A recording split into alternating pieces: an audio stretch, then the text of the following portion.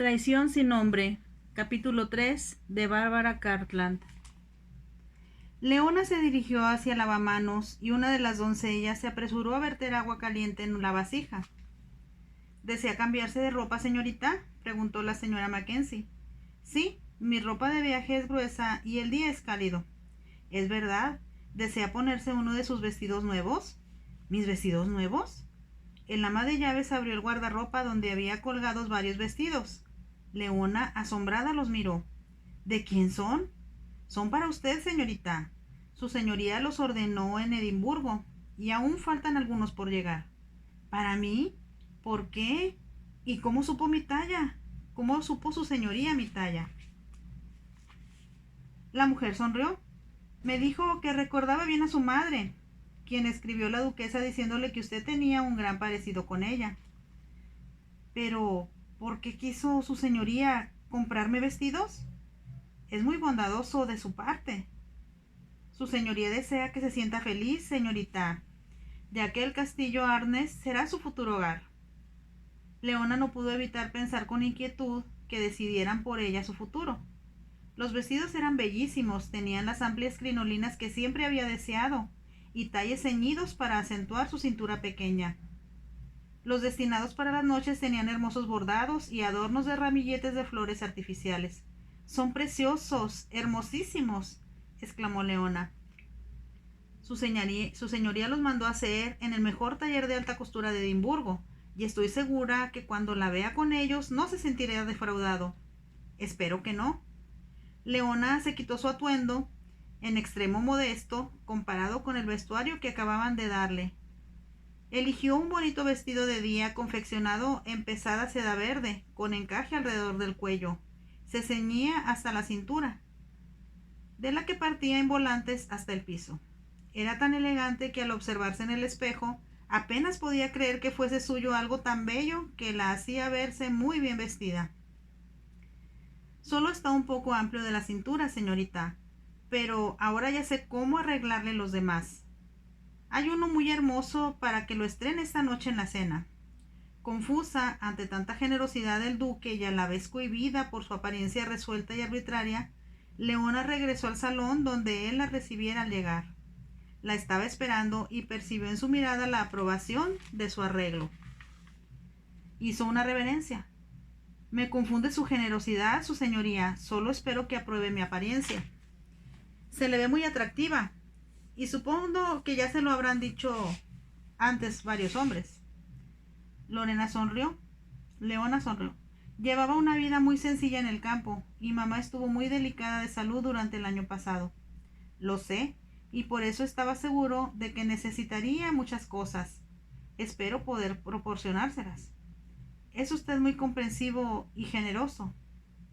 Deseo que sienta que esta es su casa y que ocupará en el castillo el lugar que correspondería a mi hija. Pero si creí que usted tenía una hija, exclamó Leona al recordar que su madre le dijera de los hijos de la duquesa. Mi hija murió hace 2 años. Era más joven que usted y nunca fue muy fuerte. La voz del duque indicó a Leona lo que había sufrido por la pérdida de la joven. Lo lamento mucho, pero tiene otros hijos. Un hijo. Leona iba a preguntar si tendría la oportunidad de conocerlo, cuando el duque agregó: nos espera el almuerzo y supongo que tendrá apetito. Así es, su señoría. Pero en ese momento recordó el llanto de los niños lanzados y sintió un nudo en la garganta. Deseaba dialogar acerca de ellos con el duque, suplicarle que les tuviera piedad, preguntarle si había arreglado que se les proporcionara otro albergue. Pero mientras se dirigía al comedor no supo qué decir. Sabía que si mencionaba el tema, él lo eludiría hábilmente. Se prometió no ser cobarde y tarde o temprano hablar con él sobre los lanzamientos. Le fue imposible hacerlo durante el almuerzo. No almorzaron solos, pues para su sorpresa un grupo de personas los esperaba en el comedor. Era una habitación de enormes dimensiones, mayor de las del comedor del castillo de Cairn, y a la mesa podrían sentarse con comodidad 30 o más comensales. Fueron 8 para el almuerzo: 2 primos del duque, de edad avanzada, que vivían en el castillo, su hermana, que estaba de visita, 2 vecinos y un ministro eclesiástico de la aldea, que estaba situada en la boca del río. Tal vez pueda hablar con el ministro, pensó Leona cuando se lo presentaron. Pero durante la comida observó que éste mostraba gran temor por el duque y estaba dispuesto a apoyarlo en todo. Incluso negaría a las familias el asilo del atrio de la iglesia, si eso disgustaba al duque. Leona comprendió que nada ganaría en ese momento si provocaba la indignación de su protector. Como Leona Grenville vivirá con nosotros, decía el duque a sus primos, debemos buscarle pasatiempos, de lo contrario la vida en Escocia le parecerá muy monótona. Le aseguro, su señoría, intervino Leona, que en Inglaterra llevaba una vida muy tranquila y amo el campo, así que no se preocupe. Lo que pretendo es encontrar los brezos blancos, que según decía mi madre, atraen la suerte. Ver los salmones en el río y las grullas volar sobre el páramo. Le prometo todo eso, ofreció el duque. ¿Sabe montar? Me encanta, respondió Leona. Encontrará los caballos que desee en mi caballeriza, y para cabalgar a través de los páramos, nada hay más seguro y resistente que los ponis arnes, que son famosos. Todos se portaron muy gentiles, y Leona pensó que sería muy desagradecida si no apreciaba las muestras de afecto que le mostraban para que se sintiera bienvenida. Pero a la vez no podía evitar pensar en Lord Strathclyde y en la seguridad y protección que había sentido a su lado. Tal vez era la atmósfera acogedora del castillo Arnes, o quizá que, a pesar de su cortés amabilidad, sentía temor hacia el duque, pero algo la inquietaba. Después del almuerzo, el duque la llevó para que conociera las principales habitaciones. Su salón del jefe era uno de los lugares más amplios e impresionantes que jamás viera. Aquí es donde nuestro clan se reunía cuando atacaba algún otro clan enemigo o cuando se avistaban navíos vikingos en el mar. Había espacio para abrigar a cientos de hombres con sus respectivas familias. Colgados de los muros aparecían los trofeos obtenidos en batalla. Es magnífico, comentó Leona, que sabía que el duque esperaba que hiciera algún comentario. Es el mejor salón del jefe de toda Escocia. Y en los muros podrá ver los escudos de armas de las familias que se han unido a la nuestra a través de los siglos. El título de conde se remonta al siglo XII, pero el ducado es de reciente origen y siempre el jefe de los MacCarns lo ha sucedido a su hijo. Es una honrosa tradición y ahora su hijo lo sucederá a usted. Así será. Después de mostrarle varias habitaciones repletas de reliquias y tesoros acumulados durante siglos, abrió una puerta de pesada madera que daba a una escalera. Conduce a la torre. Creo que le interesará conocer dónde mantenían mis antepasados guardias de día y de noche por temor a ser sorprendidos por los vikingos. ¿Alguna vez lograron capturar el castillo? Una vez, y permanecieron aquí 2 meses. La leyenda dice que la razón de que muchos del clan sean tan altos es que llevaban sangre vikinga en las venas, y en verdad, muchos MacCarts rubios parecen más escandinavos que escoceses. Noté al llegar que algunos de sus sirvientes son altos. Se les elige por su estatura.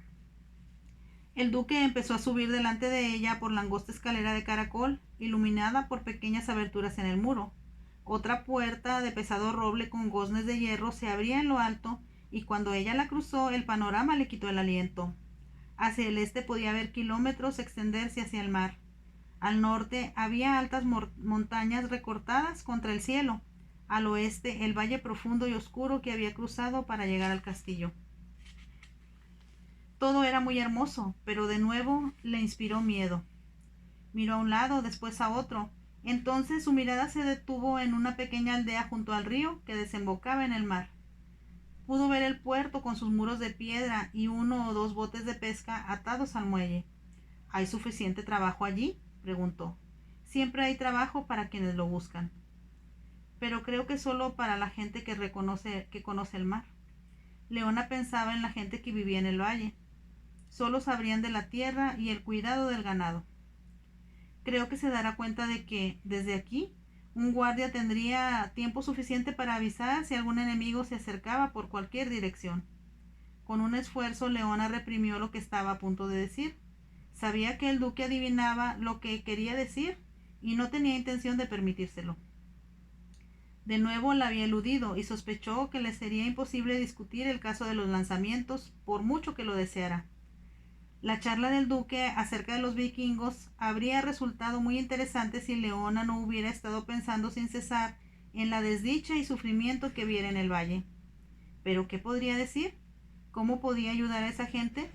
Se sintió impotente mientras el duque la hacía descender delante de él para quedarse detrás de ella y cerrar la pesada puerta.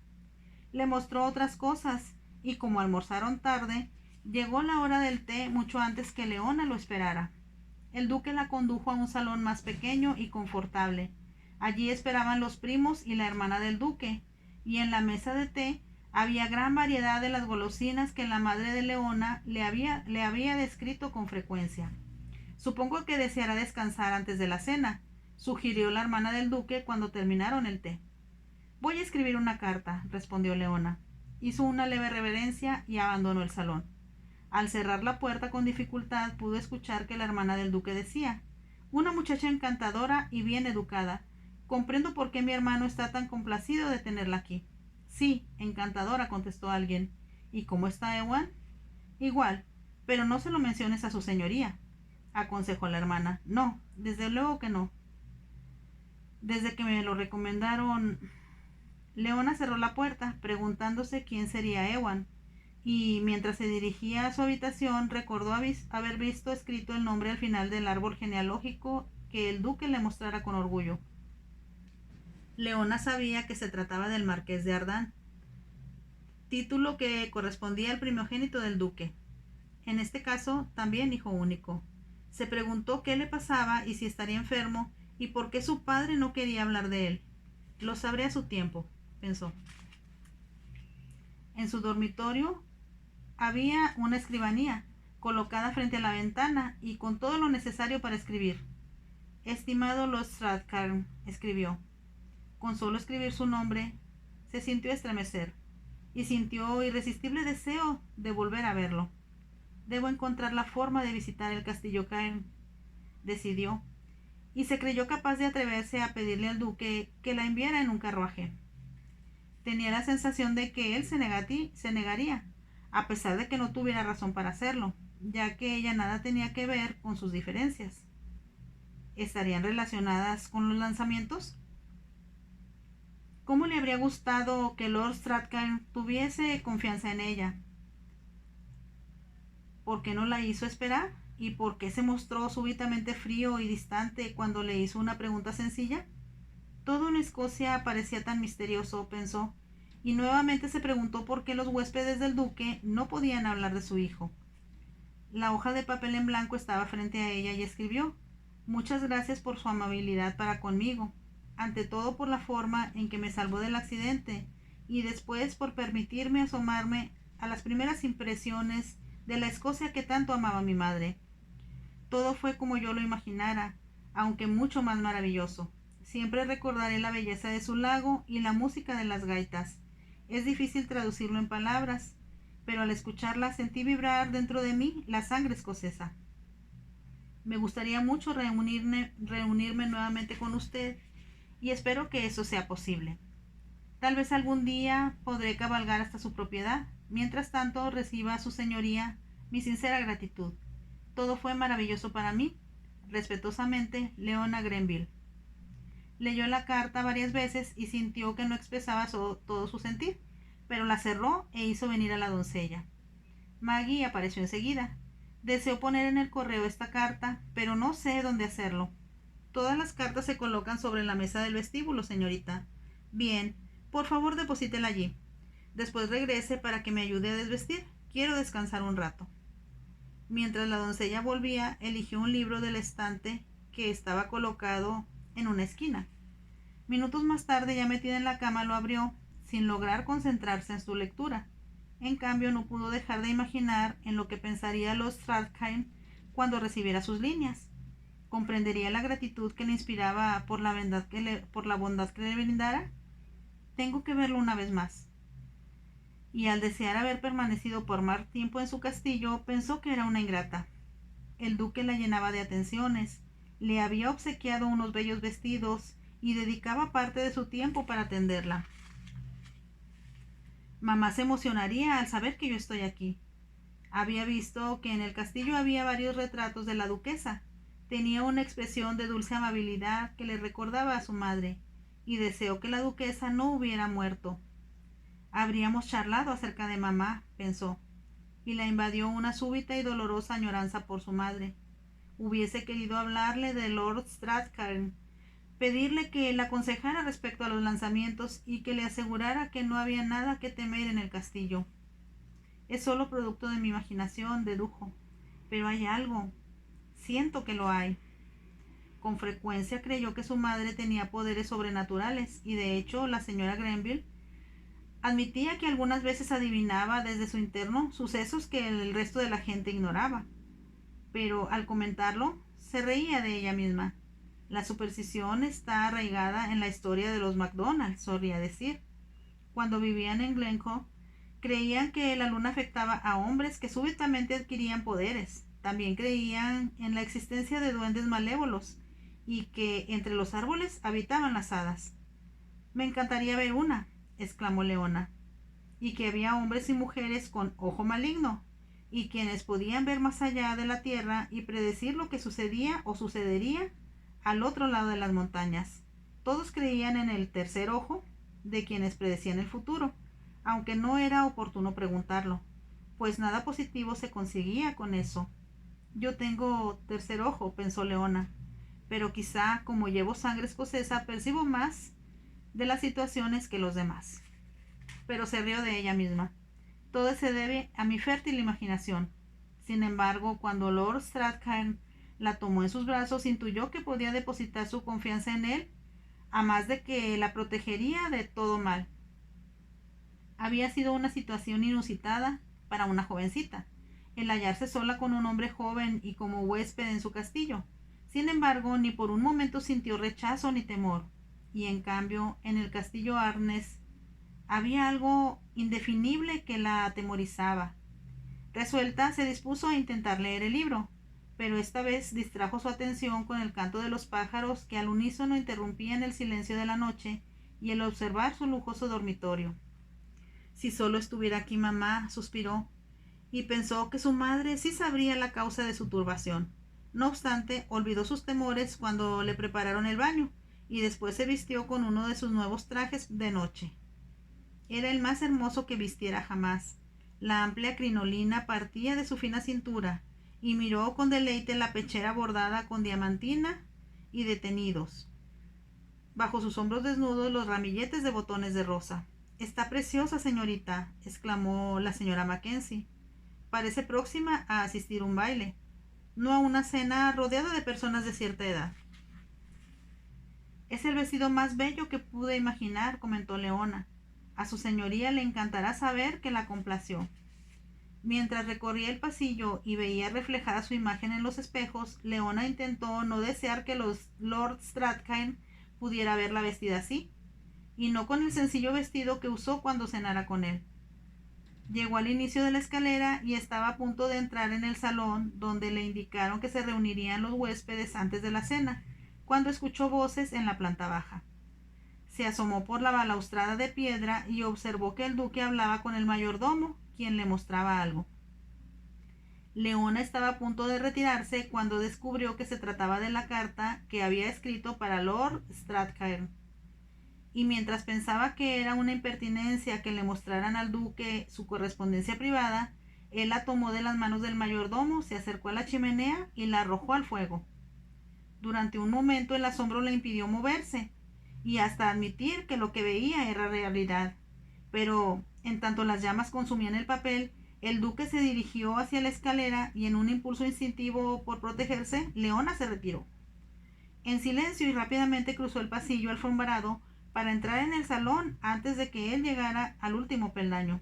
La indignación y el temor la hicieron su presa desde que viera el castillo por primera vez. Ahora sabía que le sería difícil escapar, que era una prisionera. Trató de controlarse y se dirigió hacia la ventana para contemplar el mar. Llegó temprano, escuchó decir al duque a sus espaldas. Con un esfuerzo se acercó a él para decirle: Estrené otro de los bellos vestidos que me obsequió. No sé cómo agradecérselo. Nunca tuve nada tan elegante. Me alegra que sean de su agrado. Pero creo que necesita algo más. El duque sacó de su chaqueta un estuche de terciopelo y se lo entregó a Leona, quien lo tomó automáticamente con mirar inquieto. Es un regalo que espero le guste. Leona abrió el estuche. Contenía un collar de perlas, pequeño pero exquisito, el adorno perfecto para una jovencita. Pero no puedo aceptarlo. Perteneció a mi esposa, y como le tenía tanto cariño a la madre de usted, sé que le habría complacido que usted lo aceptara. Es tan amable. No sé qué decir, tartamudeó Leona. Permítame que se lo ponga. Ella obedeció, volvióse y cuando él cerró el broche le sugirió: mírese en el espejo. Así lo hizo Leona y vio que estaba en lo justo al decir que era lo único que faltaba para que su apariencia fuera bellísima. Gracias, gracias de nuevo, exclamó Leona. No comprendo por qué es tan amable conmigo. Le podría exponer múltiples razones, pero digamos que por el momento solo pretendo que sea feliz en este castillo. Sería difícil no serlo en tales circunstancias. Pero mientras hablaba, en su mente se formulaban preguntas para las que no tenía respuesta. ¿Por qué había quemado el duque su carta? ¿Por qué no permitía que nadie mencionara a su hijo Ewan? ¿Y por qué, si se mostraba tan bondadoso, permitía y ordenaba las crueles e inhumanos lanzamientos? Pero tampoco esta vez obtuvo respuesta ni oportunidad de hablar con él sobre estos temas. Asistieron a la cena mayor número de comensales que al almuerzo. Leona descubrió que varios hombres de edad se hospedaban en el castillo y que habían pasado el día practicando la caza o la pesca, y que regresaron ansiosos de comentar lo que habían disfrutado. Para evitar el exceso de asistentes varones, fueron invitadas algunas señoras vecinas que miraban con visible curiosidad a Leona. El duque volvió a explicar que viviría en el castillo, y ella creyó observar, aunque no estaba segura, que le dirigían miradas tanto especulativas como curiosas. Sin embargo, la velada resultó grata, porque los caballeros se mostraban pródigos en halagos y ansiosos de dialogar con ella. La mayoría de ellos provenían del norte de Inglaterra o de las tierras bajas de Escocia. Venimos cada año, comentó uno de ellos a Leona, por lo que en Arnes, según mi opinión, la casa es mejor que en otro lugar del norte. Y después se volvió hacia el duque para decirle: por cierto, tus ovejas nos arruinaron hoy el deporte. ¿Por qué?, preguntó el duque. Espantaron a las aves antes que pudiéramos dispararles. Hablaré con los pastores. Espero que lo hagas. Para ti significarán ganancias, pero no me dejarán mentir que pues echaron a perder mi puntería. El caballero se volvió de nuevo hacia Leona. Era obvio que se trataba de un inglés. Estos terratenientes del norte están obsesionados con las ovejas. Pero por lo que supe, llegará lana procedente de Australia, y eso abatirá los precios escoceses.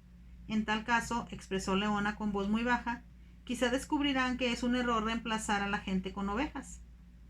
Se refiere usted a los lanzamientos. Así es. Leí algo de eso en el periódico y me pareció terrible. ¿No podrá hacerse nada?, preguntó Leona. ¿Qué pueden hacer los que viven en Inglaterra? Y por lo que he sabido, se preparan nuevos lanzamientos en West del Sur, Barra y Skye. Oh, no, protestó Leona. ¿Nadie puede acudir a la reina? El hombre sonrió. Hasta la reina tiene poca autoridad sobre los grandes terratenientes escoceses como nuestro anfitrión. Pero como si le pareciera comprometedor el tema, se volvió hacia la señora que tenía al otro extremo. No puede hacer nada, pensó Leona. Temió que si continuaba externando sus opiniones, el duque se disgustaría y optaría por despedirla. Y se había comportado tan amable que solo deseaba sentir gratitud hacia él. Sin embargo, sentía como si el vestido que lucía y las perlas que llevaba al cuello fueran producto de una traición, similares a los 30 denarios que recibiera Judas por delatar a su maestro. Una vez concluida la cena, que fue amenizada por los tradicionales gaiteros, las mujeres se retiraron al salón de invitados, que Leona no conocía, decorado a la usanza francesa por la esposa del duque. Veíase mucho más elegante que el resto de las habitaciones. Sobre las mesas lucían objetos de arte que sin duda la duquesa había coleccionado personalmente. Se entretenía en examinar algunos cuando una de las invitadas, quien le fuera presentada como Lady Bowden, se aproximó a ella. «Parece usted vestida especialmente para estar en esta habitación, señorita Grenville», comentó con tono amable. «Gracias por el halago, señora. No es frecuente encontrar a alguien tan joven y atractiva en el castillo, y me ha dicho el duque que residirá usted aquí». «Sí, señora, mis padres murieron y mi madre fue una gran amiga de la duquesa Ginny». Lady Bowden suspiró. «Todos la echamos de menos. Era una persona encantadora. De hecho, la única que hacía humano este lugar». Leona la miró interrogante y ella sonrió al proseguir. «Cuando acudo al castillo, siempre me parece que es el palacio del ogro. ¿No lo siente usted también?». Leona se rió, aunque en realidad era lo que sentía. Permanecía en un rincón, lejos de los demás, y Lady Bowden miró de soslayo para expresar con voz baja: «El duque se ha endurecido desde la muerte de su esposa. Quizás usted sea una influencia estimulante para él». «Considero poco probable ejercer influencia alguna sobre él. Supongo que es demasiado joven. Cuando él perdió a su hija Elspeth, pensé que jamás volvería a sonreír». «¿De qué murió?». «Nunca fue muy fuerte y creo que se esforzaba demasiado. Tenía solo 15 años y adoraba a su padre. Solía salir a cazar con él, cabalgaban juntos y derrochaba todas sus débiles fuerzas en hacerle grata compañía». Lady Bowden hizo una pausa. Era un invierno muy crudo y ella salió cuando debió permanecer en cama. Se resfrió y se convirtió en pulmonía y fue imposible salvarla. «Qué triste. Comprendo lo que sintió su señoría». «Por supuesto, fue más trágico para él que para cualquiera, ya que su hijo...». Calló, porque la hermana del duque se acercó para preguntar: «¿Jugará a las cartas, Lady Bowden?». «Me encantará», respondió la aludida. Se separó de Leona hacia la mesa de juego, cuando se abrió la puerta y los caballeros se unieron a ellas. «¿Qué estaría a punto de decir?», se preguntó Leona. Le contrariaba que no hubiera terminado la frase y le diera algo de información sobre Ewan, pero no tuvo oportunidad de charlar más con ella. Y como los que jugaban solo hablaban de práctica de sus deportes, Leona no pudo saber más sobre el heredero del ducado. Fin del capítulo 3 de Traición sin nombre de Bárbara Cartland. Si te gustó, déjame un pulgar arriba y también te invito a suscribirte a mi canal. Eso me apoyaría mucho y no te cuesta nada. Gracias.